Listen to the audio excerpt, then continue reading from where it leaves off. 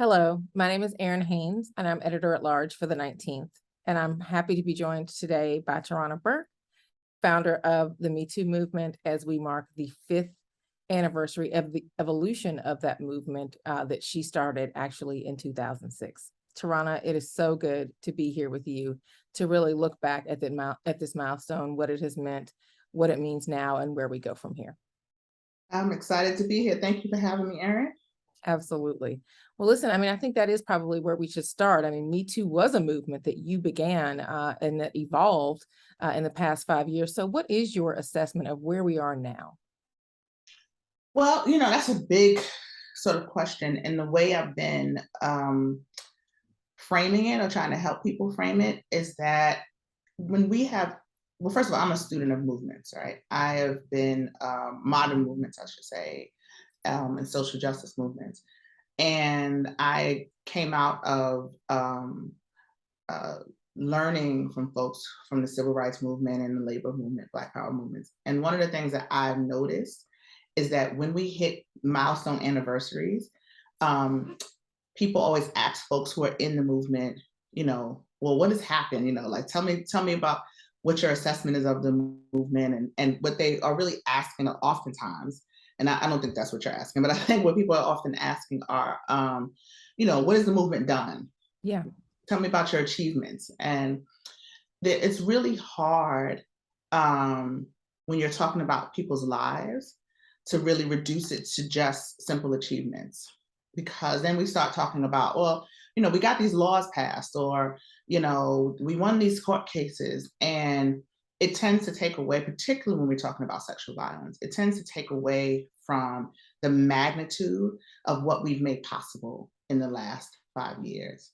And so the way I have been trying to help people frame this is to, let's first think about what Me Too has made possible. Mhm. We could not have a sustained global conversation about sexual violence, the breadth and depth of sexual violence 5 years ago. Mhm. It was disjointed. It was hyper focused on just really salacious headlines and gossip. And we still have a lot of that. But we have a much more expansive conversation now about sexual violence. The language is different. The way we talk about it, it's much more focused on survivors. We talk about things like healing, we talk about solutions, but even more than that, we have people who have survived sexual violence, who have space to tell their stories, Yeah. right? We have people who have survived sexual violence who thought that they would have to take those stories to their grave, who Mhm. now have found safety and community that they thought they'd never experienced just 5 years ago. Mhm. So before I even get into that is my biggest assessment about the shift that I thought I would never see, or not, I wouldn't see it to this magnitude.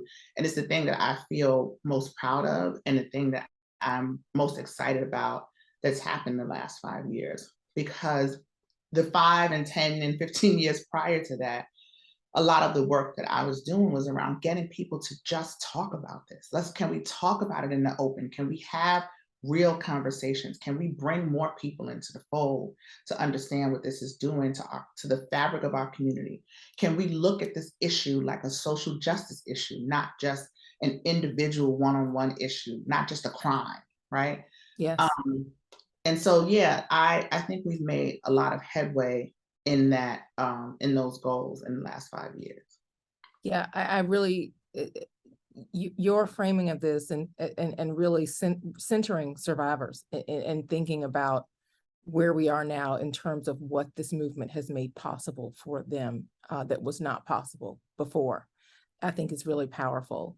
And just to kind of stick with that for a minute, I really want to think about how the last 5 years have really changed the country's perceptions and attitudes around Mm. sexual and gender-based violence. You have survivors that are able to tell their story, that are able to find community.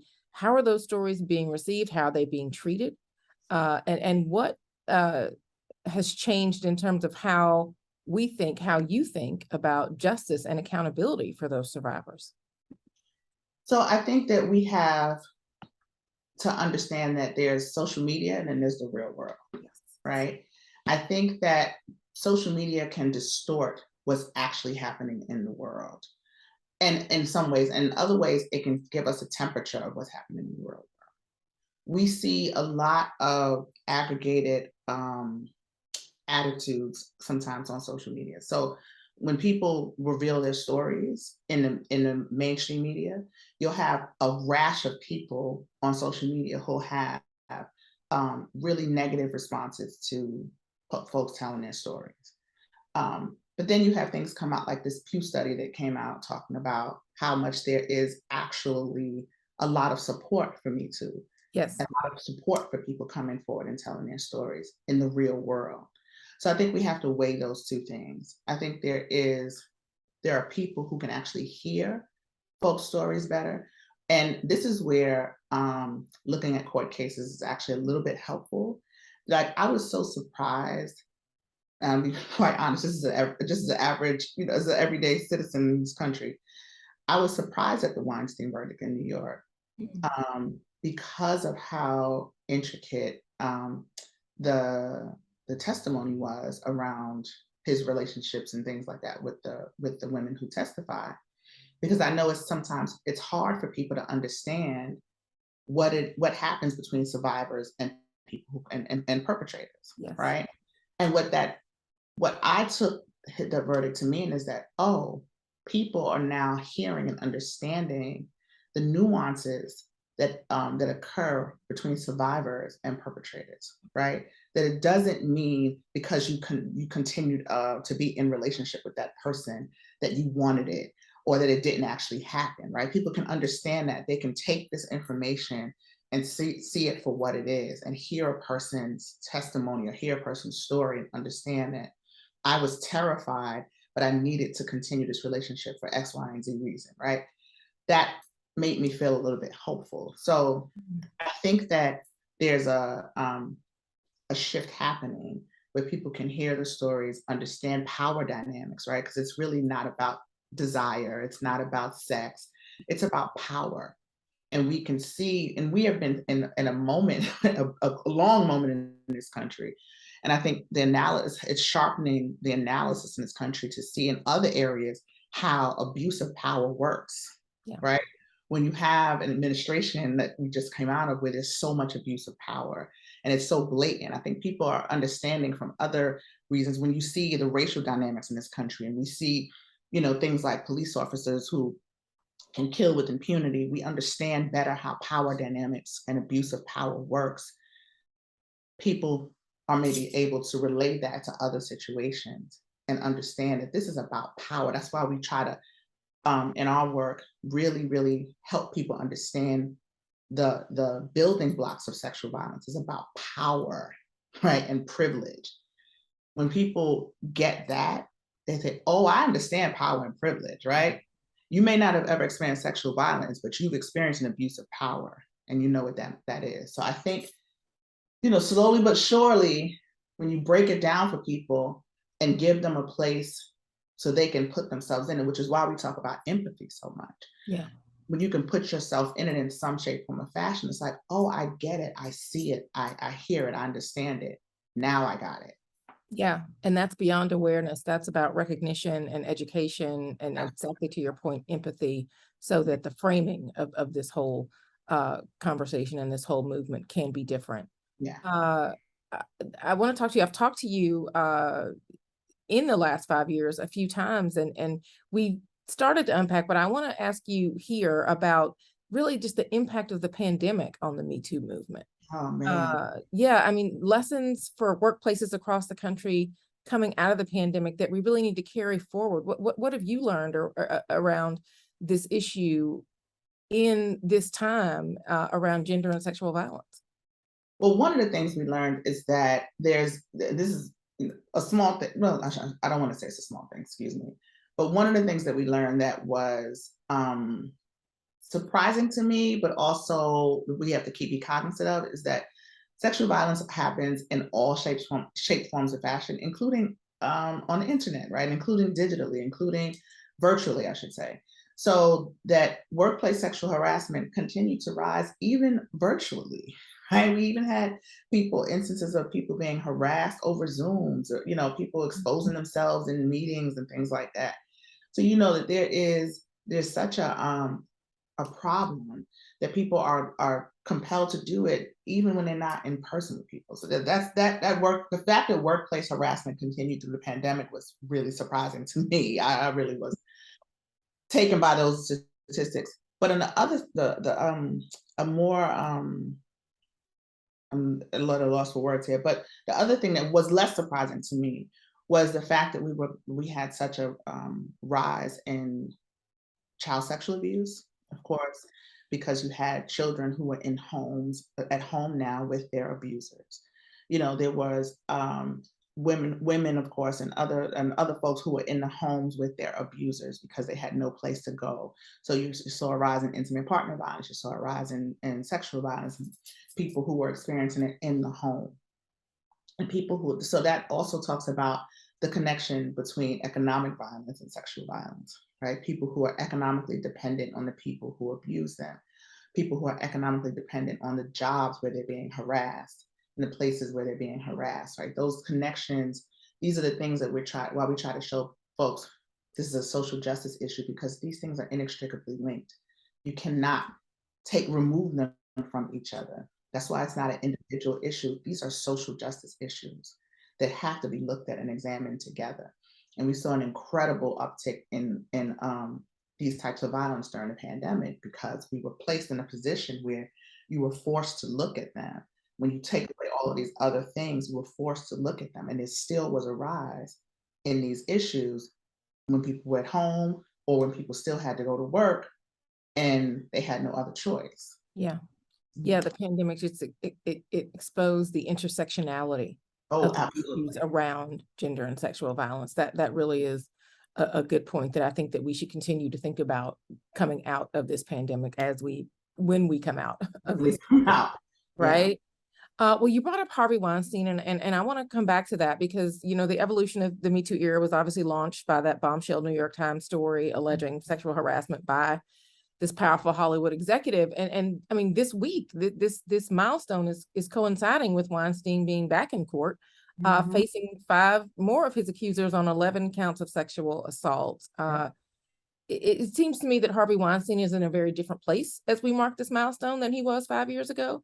Can you talk about what that means for the Me Too movement? Again, I usually don't mark the movement with these cases. Yeah. I think Weinstein in particular is will forever be connected to it because of how his case was the start of was at the start of the hashtag. Right. And I think that people will always, connect the two. And so it's symbolic in a lot of ways and it's symbolic for the ups and downs that will happen inside of the movement as well. He was, I think he was granted they're going to appeal an appeal in They're appealing. New York, right? So it's indicative of the ebbs and flows and the ups and downs that happen inside of the movement as well. It's also why I try to encourage survivors and allies not to attach their hopes and dreams to these cases, and not to attach. It's not prescriptive or descriptive of what happens in the movement, because you attach that yourself to the case, and then we are very excited when he's convicted. If that case gets overturned in New York, then people are like, oh, the Me Too movement has failed. No, what that is descriptive of how hard it is to do the work inside of this movement. Yeah. That's what it tells you. It doesn't mean the movement fails. It means that we need more work inside and outside of the movement. You understand what I'm saying? It's not about the failure of the movement, it's the failure of the systems. And what happens is that people assign the health and the strength of the movement to a court case or to a person, and what happens to that person. And so these systems are not designed to help survivors. They're not designed to give us justice. They're not designed to end sexual violence. And so they're designed to do exactly what they do. There's been laws on the books for decades to say rape is a crime. There have been laws on the books for decades, policies for decades to talk about sexual harassment and sexual violence, they don't work. If they worked, we wouldn't have them. Mhm. So when we bind ourselves to the outcomes of these cases, we are constantly up and down with our disappointment, our highs and lows. What they tell us is just how much work we need to change the laws and the policies, but most importantly, to change the culture that creates the people who commit the to perpetrate the acts of harm. So what I want is for the people who he harmed to feel whole again. What I want is for the people who he harmed to feel like they have a sense of justice, that they feel safe, that they feel embodied. And I want us to feel like the movement is progressing, but the outcome of his case is not an indication of our progress. The outcome of his case is an indication of what's happening inside of the systems that this country created. And this Mhm. country has never created systems that have worked and advanced justice, not for us. Yeah. Sorry. So I can remember after the 1 year anniversary of Me Too, or the current iteration of Me Too, it was coinciding with the 2018 midterms, Right. and now here we are at the 5 year anniversary, and that's coinciding not just with the 2022 midterms, but also with the wake of the Dobbs decision that ended federal protections for abortion in the Supreme Court. So I want to talk to you about that. I mean, we're having a conversation as a country really about bodily autonomy, about, for some people, what was a remedy for sexual violence that could have resulted in a pregnancy. Mhm. Where do you see uh, kind of this moment politically? We talked about survivors as being voters as well, right? Being part of the people who can be part of the change that needs to happen at the legislative policy level. How are you thinking about survivors and voters and survivors as voters this year? Oh no, I still think the same way. In fact, I think even more so. I think that people don't realize, especially politicians don't realize that when you think about the numbers around who survivors are or around sexual violence in this country, every 68 seconds there's another act of sexual violence in this country. One in every 10 child under 18 will experience sexual violence by the time they're 18. Those children grow up to be adults. I mean, I can go on and read about the statistics. We really are, sexual violence is a public health crisis in this country. That is how expansive it is. That is how far reaching it is. That being said, that being true, that means that there are millions of survivors of sexual violence in the United States alone. If we organized and voted as a voting bloc along the lines of our survivorship, you're talking about a powerful, powerful voting bloc. You're talking about a powerful group of people that can hold politicians accountable for our safety and our protection, can hold politicians accountable for not just the laws they pass, but how they show up in Mhm. government, how they show up as leadership in this country. And that is one of our goals. Is one of the things that we are aiming to do in our organization is to organize survivors, to organize them in their community along those lines. We want to be able to stand up and say to politicians, what are you doing about this? And again, not just how you vote, but how you believe. What do you believe, and how will you exhibit those beliefs as a leader in the community, as a leader in the government? When you go stand up and go behind closed doors and make those decisions, whose voice are you bringing with you? Yeah. You know, and I think that that's something that we get dismissed. People deal with survivors from a place of pity all the time. Mm. Oh, I'm so sorry that happened to you. Oh, you poor thing. As opposed to from a place of power. We are a powerful group of people. This is a group of people who have survived some of the worst things that you can think of. And we're here to tell the story, and not just stories of terror and trauma, but stories of survival. And once you organize that and you organize people around the idea that they are powerful and they have strength, there's no really turning back from that. And that's why you know, when you see people bring survivors out in a political sense, it's for them to stand on the stage and cry and talk about their trauma. I don't organize around that. Right. I don't want people to be organized around their trauma. I want people to be organized around their strength. Mm. And because we need to show our strength so that they understand that our strength is what you're going to respond to. People don't respond to our trauma. They don't respond to our tears. They're going to respond to our strength. And that's the place from which, because I'm an organizer at heart and I understand what people respond to. Yeah. And they spent all these years, you know, I remember when around the Kavanaugh hearings, when I forget the sister's name, who stopped the politician at the elevator to make him hear her story. I was so moved by that. And I was like, this is what I'm talking about. We have to get these politicians to see us. They don't see us. They see right through us. They watch us cry and tell our, you know, and testify. I'm not testifying anymore. And I don't want my fellow survivors testifying anymore. What I'm going to do is I'm going to tell you what it is that we need. We are demanding safety, just like we want gun safety, we want gun control in our communities. The same way you respond to the people we're the same people. Mm.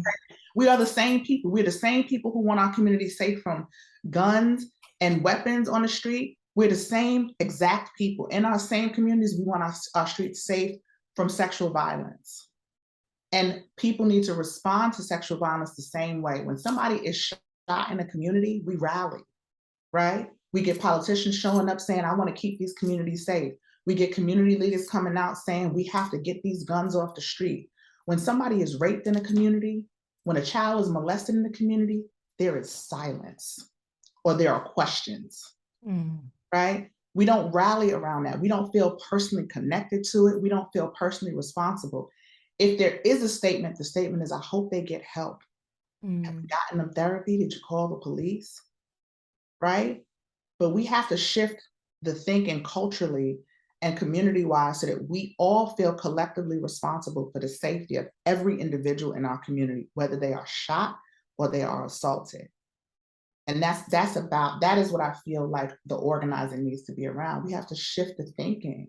All of us are responsible for the safety of every person in our community. That's how we. What you're saying about the idea of agency and agency, survivors agency, but also community around this issue is certainly something that would be different, could be different going forward. I believe in individual healing, absolutely, right? I believe that when survivors experience sexual violence, that we have a right to heal. And I believe that individual healing is movement work, that we have a right to have the resources to heal personally. But I also believe in community healing.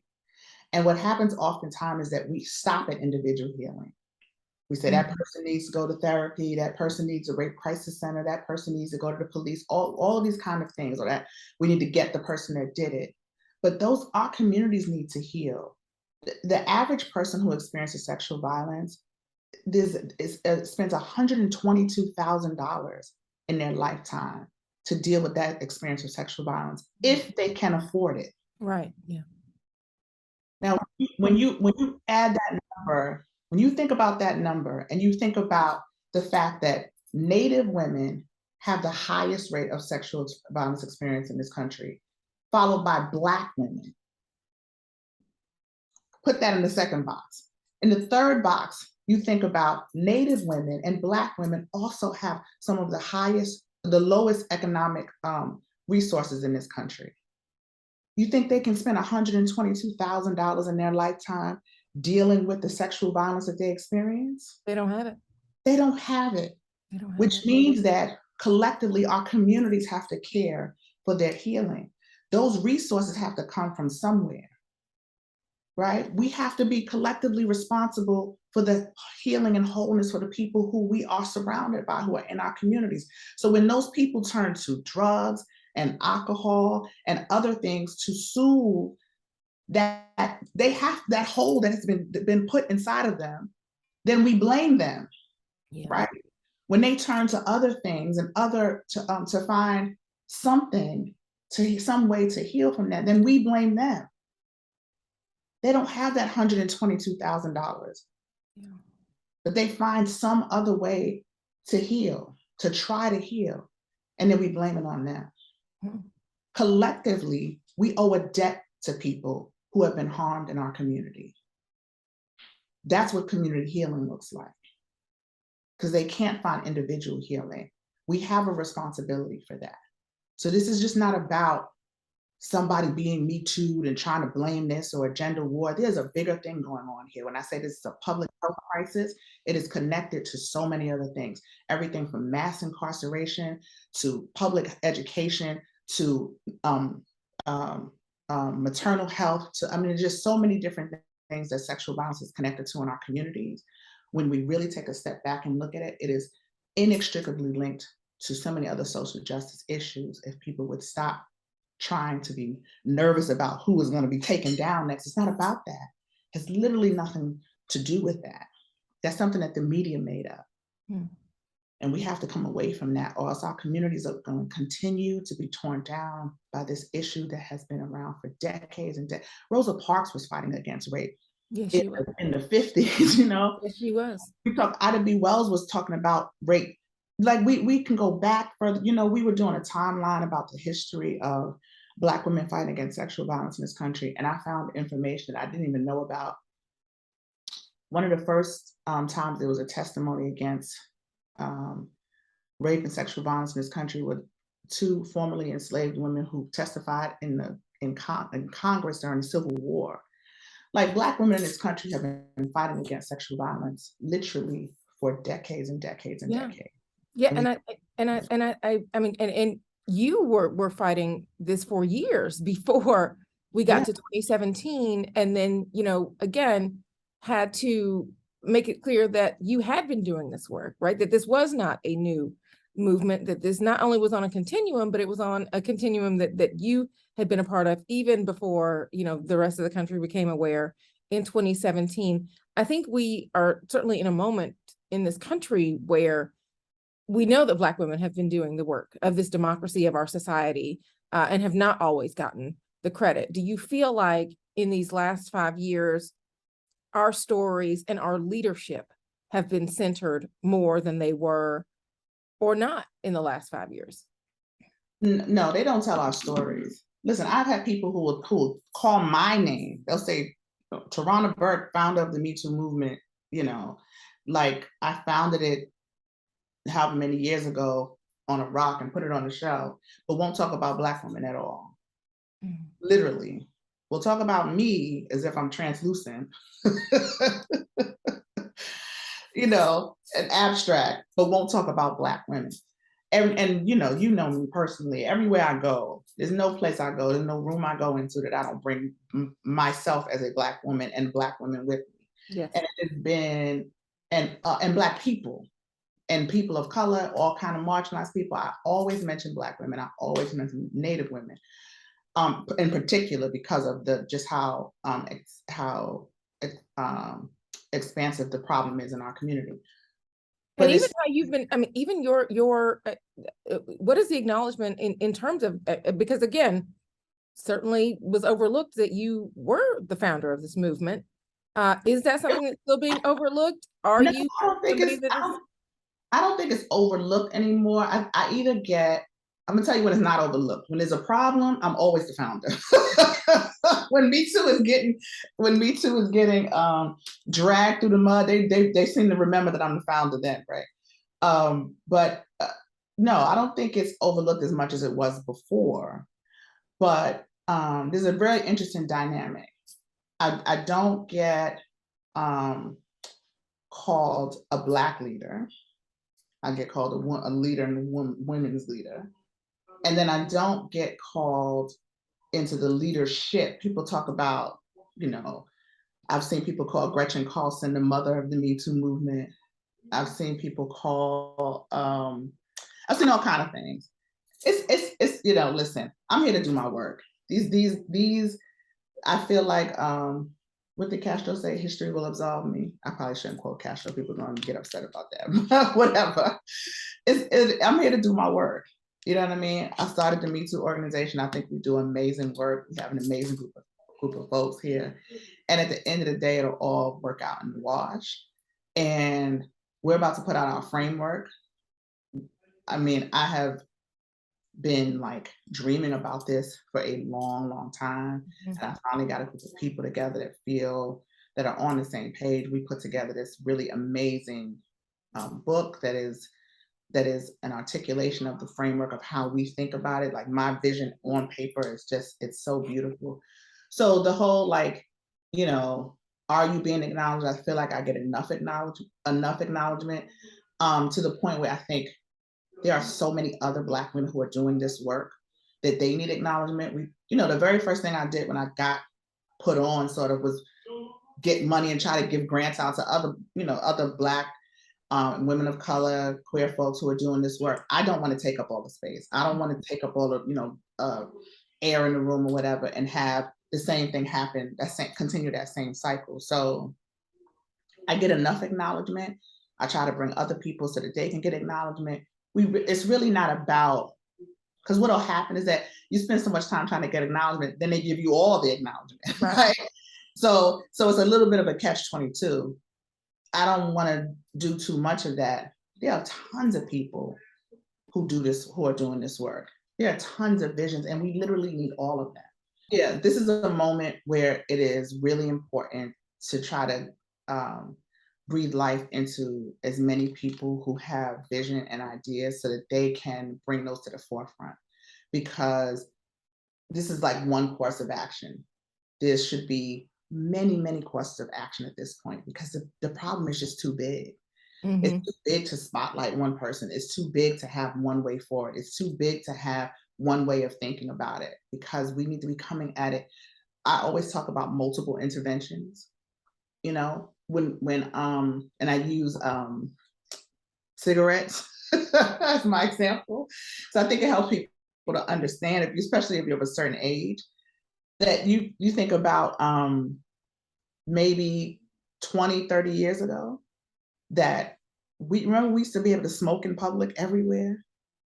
We used to smoke on On the airplanes. plane, yeah. Remember? At dinner, yeah. Smoking dinner, smoking restaurants, smoke walking down the street. And it took multiple interventions for us to shift that.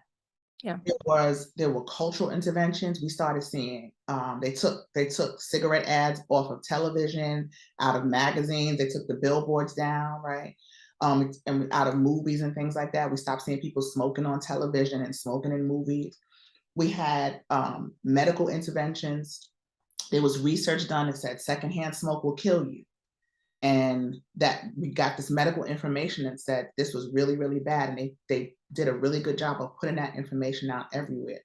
We got legal interventions where they started suing the big tobacco companies and, making sure they were paying for killing folks and what was happening to people. We got community interventions. People were organizing to get the cigarette machines out of schools, so that people on a community level were saying, we don't want cigarettes in our school. So we had the interventions coming from various ways. Now, I'm sure the people who were on the ground organizing to get tobacco machines out of schools were not in conversation with the people doing research. They had very different tactics. That's fine. We need a lot of different tactics. We need a lot of different visions. We need a lot of different kinds of people attacking this thing. So my work may be different from somebody else's work. All of the work is important. And then you need space for all of the work. So it's not as important who's, doing, it's just like, let's just do it. You know what I mean? That's the place where I'm at. I'm really excited that sexual violence as an issue has a national platform. Yeah. Right.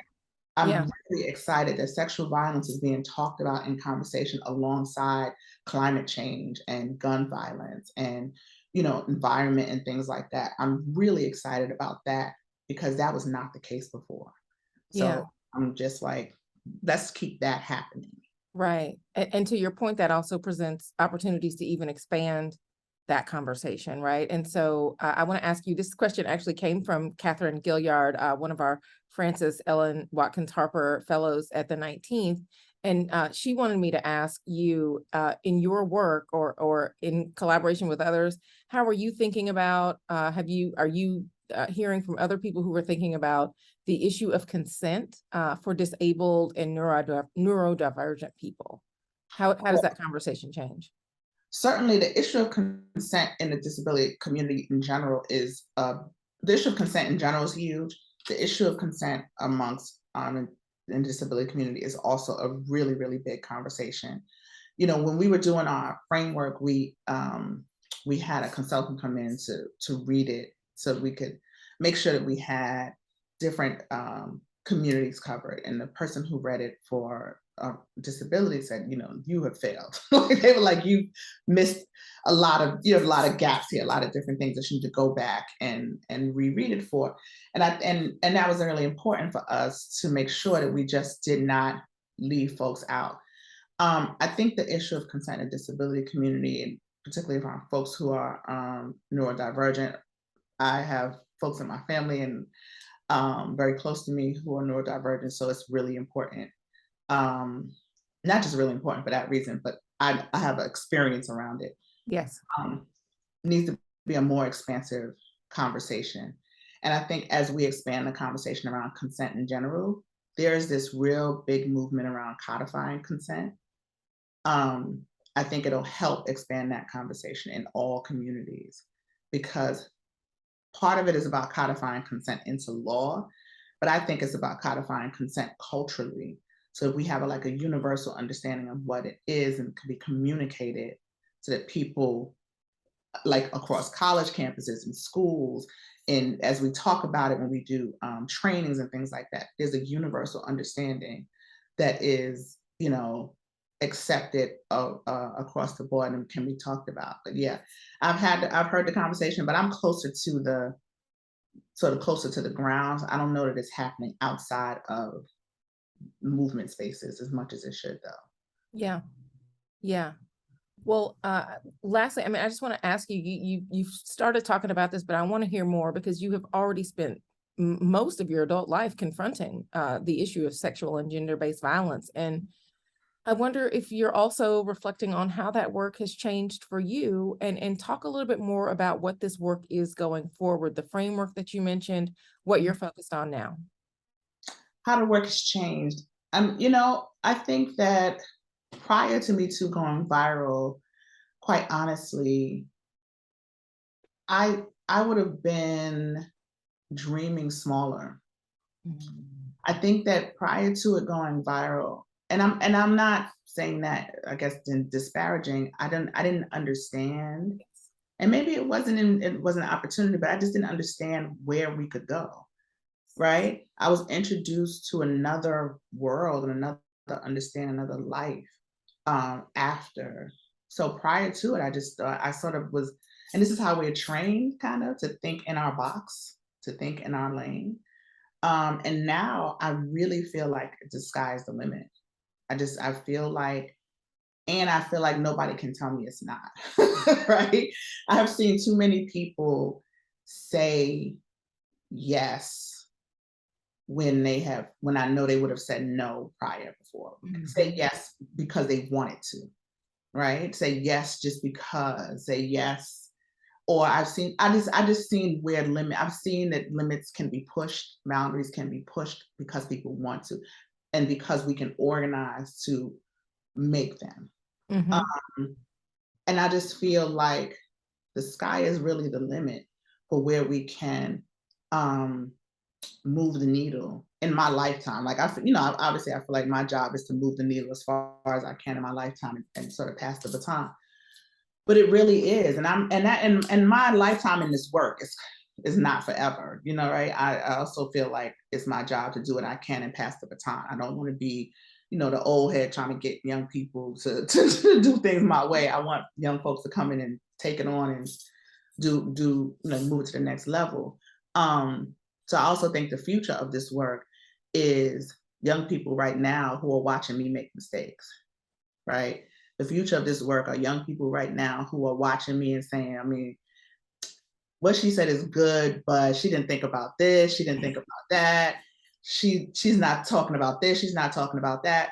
and who are scribbling in their notebook or, making notes on their iPhone, I don't know, about the vision that they have that's bigger than my vision, who they just want to be, that's the future of this work. And I know that's happening. I know that there is a collective of young people. There's a collective, there's a group, there's some genius young person right now who has followed this movement or followed this work, who's just itching to make it better, to expand on it, to like blow it up. And that is the future of this. And because I that's, I'm having a talk with some folks, some elders in the movement this weekend coming up. And that's what happened to me. It was like I was listening, not wasn't to make it better, like they weren't doing well, but I was so inspired by them. When I was like 20 something, I remember being in my late 20s listening to them thinking, why can't we organize around sexual violence? Why can't we do what y'all doing, but do it for this? Why y'all never talk about that? You know what I mean? And I was just so inspired by what they did, and I wanted to do something a little bit different. That's what I feel like the future of this movement is. And I just want to be like 60. That's only 10 years from now, but I just want to be like 60, 65, listening to something, a podcast or whatever the next thing is, smiling from my heart, like, oh, I love these kids. I just knew they were going to do it and just, remix it and make it amazing. I know that's going to happen, but I have to do my work well now, I feel like, in order to leave them something really amazing to work with. Yeah. Well, 5 years in, it sounds like you are excited and hopeful about 20 years in. 5 years from 27. Right, exactly. Yes. 20 years in and counting, but I mean that you are still excited and hopeful about where things can go from here, 2 decades into this work for you, 5 years into this for much of the country. Is really remarkable. And so I thank you for sharing your insights, your reflections on where we are, and to continue to help us think about how we talk about this issue at the 19th and really as a country. So thank you so much. Thank you. Thank you so much for having me. Thank you for thinking of us. I appreciate it.